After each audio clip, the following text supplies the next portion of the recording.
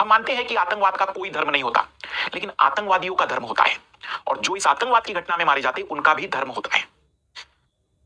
इस पूरे घटनाक्रम में जिस तरीके से हिंदुओं को निशाना बनाया गया, जिसमें 26 भारतीय और एक नेपाली व्यक्ति की मृत्यु हुई, बकायदा धर्म पूछकर उनकी बकायदा परीक्षण करके उनकी हत्याएं की गई, यह स्पष्ट करता है कि केवल वे कुछ लोगों को मारने नहीं आए थे, वे पूरी तरह से भारतीयों को 3 बातें बताने आए थे। पहला, कि कश्मीर में भारतीयों के प्रवेश में डर पैदा करना। दूसरा, भारत के सांप्रदायिक माहौल को बिगाड़कर भारत के विकास और स्थिरता को डिस्टर्ब करना। और जो तीसरा उनका मकसद था, जो शायद दूरगामी था, कहीं ना कहीं भारत के वर्तमान की सरकार और जो सेना है उसके प्रति भी अविश्वास उत्पन्न करवाना। हम देखते हैं कि क्या वो तीनों लक्ष्यों को हासिल कर पाए हैं। तो पहला लक्ष्य जो उनका था कि जो डर पैदा करना, मैं कहूंगा कि इसमें 100% वो फेल हो गए हैं। उसके 3 बड़े सबूत हैं। इस हमले के बाद भी हमारे देश के कई लोग न केवल पहलगाम गए, बल्कि कश्मीर में जाकर ये साबित करके दिखा दिया कि हम, ये राष्ट्र हमारा है, ये भूमि हमारी है, हम जब चाहे तब आएंगे यहां पर। तुम जाओगे और भागोगे, तुम भगोड़ों के रूप में जाओगे और भगोड़ों के रूप में भागोगे। दूसरा, पिछले 7-8 दिनों में भारतीय लोगों ने जिस तरीके का पेशेंस दिखाया, स्पेशली भारत के हिंदुओं ने जिस तरीके का धैर्य दिखाया है, यह अद्भुत और काबिले तारीफ है कि मेजोरिटी के बावजूद भी हमारे भारतीय हिंदुओं ने जो शांति के साथ और सरकार पर विश्वास रखते हुए आगे बढ़ने की रणनीति अपनाई, यह अद्भुत है। और तीसरा, सरकार और विपक्ष की एकजुटता ने उन्हें पुनः जवाब दे दिया है कि जब ऐसे मसले होंगे तो हम अपने आंतरिक राजनीतिक कलह के पीछे नहीं रहते हैं, बल्कि एकजुटता के साथ सामना करते हैं। तो पहला तो पहलगाम में जो हमला हुआ और जिस तरीके का घटनाक्रम हुआ, आपको एक पिक्चर क्लियर हो गई होगी कि वो चाहते क्या थे। और देखना इन्होंने एक बदमाशी क्या की है। अभी तक पाकिस्तान प्रेरित जो आतंकवादी संगठन होते थे या कश्मीर के जो आतंकवादी संगठन होते थे, उनके नाम आप देखेंगे लश्कर-ए-तैयबा, जैश-ए-मोहम्मद, इस तरीके के नाम थे। लेकिन अब ऐसे संगठन बनाए जा रहे, द रेजिस्टेंट फ्रंट। ये जो रेजिस्टेंट फ्रंट है, थोड़ा सा उन्होंने यहां चाल खेली है, क्योंकि जब ये लश्कर-ए-तैयबा, जैश-ए-मोहम्मद जैसे नाम आ जाते हैं तो स्पष्ट दिख जाता है कि ये पूरी तरह से धार्मिक कट्टरपंथी लोग हैं। लेकिन ऐसे नाम बदलने से क्या मिला उनको? वो दुनिया को ये मैसेज दिलाना चाह रहे हैं कि हम लोग धार्मिक कट्टरपंथी नहीं है, हम विरोधी लोग हैं जो देश के सरकार के खिलाफ अपने लोकल लोगों की आवाज उठा रहे हैं।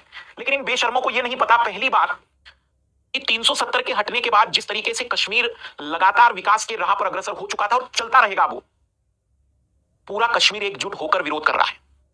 इनके इन संगठनों को अब कहीं से कहां तक सपोर्ट नहीं मिल पा रहा है। निश्चित ही इतना बड़ा हमला वहां के कुछ लोकल लोगों के सपोर्ट के कारण हुआ होगा, इसमें कोई डाउट नहीं।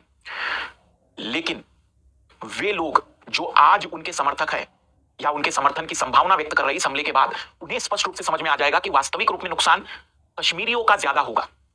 क्योंकि अगर कश्मीर में विकास पिछले कुछ समय से कंटिन्यूअसली बढ़ गया, पर्यटन बहुत ज्यादा बढ़ गया, तो वहां के प्रत्येक नागरिक को रोजगार से लेकर हर प्रकार की वो चीजें मिलने लगी जिसको वो पिछले 25-30 वर्षों से मांग कर रहे थे। और उन्हें स्पष्ट हो जाएगा कि यदि यहां पर पर्यटक नहीं रहेंगे तो फिर उनकी रोजी रोटी कहां से रहेगी। और जिस तरीके से पर्यटक की संख्या बढ़ी है, आने वाले समय में इंटरनेशनल टूरिज्म भी वहां पर बढ़ेगा। पूरी तरह से कश्मीर वासी इस पूरे हमले के बाद भारत के साथ खड़े हुए, जो कि उन्हें उम्मीद नहीं थी। ना पाकिस्तान के शासन को ये उम्मीद थी, ना ही पाकिस्तान के उन अलगाववादी संगठनों को ये उम्मीद थी। इसलिए उन्हें एक खुले तौर पर जवाब मिल गया कि ये क्षेत्र अब पूरी तरह से न केवल भारत के साथ आत्मीयता के साथ जुड़ चुका है, बल्कि अगली बार उन्हें इसके भयानक परिणाम वही के लोगों के द्वारा मिल सकते हैं। थोड़ा कहानी में पीछे जाते हैं। भारत और पाकिस्तान का निर्माण आप जानते हैं 1947 में हुआ। हम यहां कहना चाहेंगे कि भारत का निर्माण न कहकर केवल पाकिस्तान का निर्माण कहे तो ज्यादा बेटर है, क्योंकि वास्तविक रूप में इस राष्ट्र का कोई इतिहास नहीं है। और इस इतिहास के न होने के कारण आज भी वहां के इतिहास की किताबें इतनी गंदी है जो दुनिया में शायद ही किसी भी देश की किताब इतिहास की इतनी गंदी हो सकती है। कुछ भी लिखा गया इनके इतिहास की किताबों में। धार्मिक कट्टरवादी एक राष्ट्र का निर्माण किया गया धार्मिक कट्टरवादी लोगों के द्वारा ही। उस समय जो देसी रियासतें थी, जहां राजा महाराजाओं के शासन थे, उनके पास 3 ऑप्शन दिए गए थे कि वो चाहे तो भारत में जुड़ सकते, वो चाहे तो पाकिस्तान से जुड़ सकते, वो चाहे तो अपना राष्ट्र बना सकते। अधिकतर राजा महाराजाओं ने भारत के साथ निर्धारित कर दिया था, इक्का दुक्का को छोड़ दीजिए। पर राजा हरि सिंह, जो कि कश्मीर के डोगरा शासक थे, उन्होंने डिसीजन जल्दी नहीं लिया और इसी दौरान पाकिस्तान ने कश्मीर पर हमला कर दिया। डोगरा शासक ने पाकिस्तान के खिलाफ भारत की मदद मांगी। भारतीय सरकार ने कहा कि भाई अगर आप हमारे साथ जुड़ जाते हैं तो हम स्पष्ट रूप से मदद कर पाएंगे। फाइनली सब एग्रीमेंट वहां पर साइन किए गए वहां की लोकल पार्टी के साथ साथ, और आर्टिकल 370 में एक विशेष राज्य के रूप में कुछ शर्तों के साथ सारी चीजें हो गई।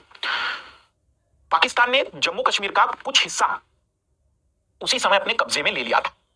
आज भले हम बॉर्डर के रूप में ये लिखते हैं, लेकिन ये वाला जो हिस्सा है ये पाकिस्तान ऑक्यूपाइड कहलाता है, क्योंकि इस हिस्से पर पाकिस्तान की सरकार का शासन चलता है वर्तमान में भी। इसे पाकिस्तान ऑक्यूपाइड कश्मीर, पीओके कहते हैं हम लोग, और इसका नाम रखा गया एलओसी, लाइन ऑफ कंट्रोल। तो लाइन ऑफ कंट्रोल की बातचीत हुई। एक्चुअली इसमें एक छोटा सा ट्विस्ट ये आया कि भारत सरकार, मैं कहूंगा पंडित जवाहरलाल नेहरू की गलती या जल्दबाजी कहे कि उन्होंने यूनाइटेड नेशन में इस मुद्दे को लेकर चले गए। यूनाइटेड नेशन में उस समय भी और आज भी कहीं ना कहीं अमेरिका का प्रभुत्व था। उस समय हमारे रिश्ते रशिया के साथ काफी अच्छे थे, तो पाकिस्तान के रिश्ते अमेरिका के साथ अच्छे थे। पाकिस्तान इस मुद्दे को यूनाइटेड नेशन में ले जाने के बाद हमारी थोड़ी सी तकलीफ और फजीयत बढ़ी। एलओसी पर फाइनली सारी चीजें सीज कर दी गई, रोक दी गई कि भाई अब जैसी स्थिति वैसी स्थिति बनी रही जाए।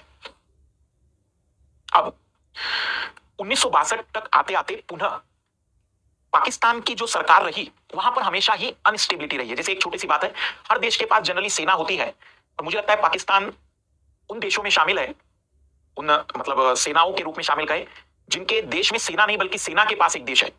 पाकिस्तान की राजनीति में सेना का बहुत प्रभुत्व रहा है हमेशा से ही, और सेना जानती है कि उसका महत्व तब तक रहेगा जब तक युद्ध होते रहेंगे। अगर पूरी दुनिया में शांति कायम हो जाए तो सेनाओं के महत्व बहुत तेजी से गिर जाएंगे, और पाकिस्तान का तो सेना ही सत्ता में है तो पूरी तरह से वो चाहेंगे कि उनका महत्व कभी कम ना हो। तो उनके लिए सबसे साधारण टारगेट होता है कि वो भारत को इसी तरीके से गुस्सा दिलाए और फिर भारत उन पर कोई एक्शन ले, फिर वो वहां के नागरिक और आवाम को बताए कि हमें एकजुट होकर भारत का विरोध करना होगा और हमें आप मजबूती के साथ सपोर्ट करिए ताकि हम युद्ध कर सके। पर मुझे लगता है कि अब ये जो टेक्निक थी बहुत पुराने टाइम की है। देखो एक कहावत कही जाती है कि अगर किसी परिवार में 4 बच्चे हैं और चारों बच्चों में लगातार झगड़ा हो रहा हो, पिताजी की बात नहीं मान रहे हो बच्चे, तो पिताजी ने क्या करना चाहिए, पड़ोसी के घर में जाकर पत्थर मार देना चाहिए। इससे क्या होगा, पड़ोसी झगड़ा करने आएगा और वो चारों बच्चे अपने आपस के झगड़ों को छोड़कर पड़ोसी से झगड़े होने में व्यस्त होकर एकजुटता दिखाएंगे। पाकिस्तान के हाल कुछ ऐसी है कि वहां की एकजुटता और एकता के लिए भारत की दुश्मनी अनिवार्य सी हो गई थी। अनिवार्य सी हो गई थी इसलिए कह रहा हूं मैं क्योंकि पिछले 5-6 वर्षों में कोरोना के बाद पाकिस्तान के आर्थिक हालात इतने खराब हो चुके हैं कि वहां की जनता को स्पष्ट हो चुका है कि हमने जिस राष्ट्र का निर्माण किया था, शासकों ने जिस राष्ट्र को निर्माण करने के बाद चलाया, वो पूरी तरह से फेल हो चुका है। तो 1962 का जो युद्ध होता है, 1962 के युद्ध में पाकिस्तान की करारी हार होती है, फिर भी भारत जीते हुए सारे क्षेत्र पाकिस्तान को लौटा देता है। ताशकंद का एग्रीमेंट आपको याद होगा, 1965 का जो युद्ध होता है, ताशकंद समझौता होता है, लाल बहादुर शास्त्री जी की इसके साइन के बाद मृत्यु हो जाती है। फिर 1971 में आपको पता होगा कि पाकिस्तान 2 हिस्सों में था, एक था वेस्ट पाकिस्तान और इधर जो बांग्लादेश है वो था ईस्ट पाकिस्तान। ईस्ट पाकिस्तान में पाकिस्तान जो वेस्ट वाला था वो राजनीतिक रूप से कई सारी शर्तें लगा रहा था। यहाँ के लोगों ने विद्रोह किया, भारत ने बड़ी मदद की, इंदिरा गांधी ने मदद की, और 16 दिसंबर 1971 को फाइनली बांग्लादेश का निर्माण हुआ। पाकिस्तान को यहां पर भी बेशर्मी और सरेंडर करना पड़ा। फिर उसके बाद 1999 में इनकी हरकतें नहीं आई तो कारगिल क्षेत्र में इन्होंने कुछ जगह पर घुसपैठ कर दी। तब हमारे देश के जवानों ने यहां पर भी उन्हें मुंह तोड़ जवाब दिया। मतलब 3 बार की स्थिति में पाकिस्तान ने भयानक और बहुत ही बुरी हार झेली है। फिर भी वो इस तरीके की हरकतें इसलिए करता है क्योंकि वो डायरेक्ट युद्ध करने के औकात में बिल्कुल भी नहीं है। उसे पता है कि केवल भारत की जो राजनीतिक स्थिरता है उसको कैसे बिगाड़ा जाए, भारत की आंतरिक सुरक्षा को कैसे डिस्टर्ब किया जाए, इंटरनल सिक्योरिटी को, और भारत की सांप्रदायिकता को कैसे बिगाड़ा जाए जिसके माध्यम से वह पुनः अपने देश की जनता और अपने उस और पाकिस्तान के जो राजनेता है वो उसका लाभ कैसे उठा सके। बस इसके अलावा इनके दिमाग में कोई काम नहीं आता, इनका विकास का कोई लक्ष्य नहीं है। जब ये विभाजन हुआ था तो लगभग 1.25 करोड़ लोगों का विस्थापन हुआ। भारत पाकिस्तान के विभाजन में 10 लाख लोगों की मौत हुई। दुनिया में अभी तक की सबसे ज्यादा मौत मानी जाती है। माइकल ब्रेशर ने नेहरू की जीवनी लिखी थी जिसमें लिखा कि भारत पाकिस्तान हमेशा एक अघोषित युद्ध की स्थिति में रहेंगे।